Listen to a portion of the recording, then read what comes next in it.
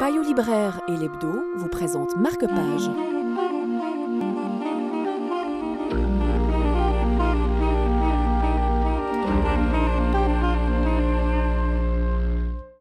À 82 ans, Cora Sledge, qui menait une vie plutôt déglinguée, a été placée par ses enfants soucieux dans un EMS très BCBG.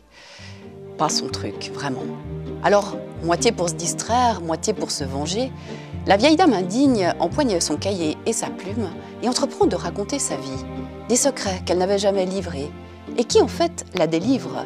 Au fur et à mesure de l'écriture, elle ouvre les yeux, elle reprend contact avec son environnement, plutôt bizarre, noue des liens curieux avec des personnages peu recommandables, mais qui tout d'un coup redonnent à la vie le sel qui lui manquait.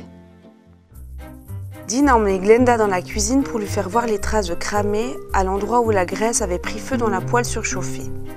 Ensuite, Glenda a traîné Dean dans la salle de bain pour lui montrer une fuite au plafond. D'ailleurs, comme ça goûte directement dans la baignoire, moi j'appelle ça un coup de peau plutôt qu'un problème. Après quoi, ils ont fureté dans les provisions que j'accumulais pour les jours de pluie. Ils ont ouvert le frigo en se bouchant le nez et en faisant un cinéma pas possible à cause de 2 ou 3 petits trucs qui s'étaient abîmés. Ils ont même piqué une crise à cause de la tache au plafond au-dessus de mon fauteuil parce que je fumais en regardant la télé ou en lisant.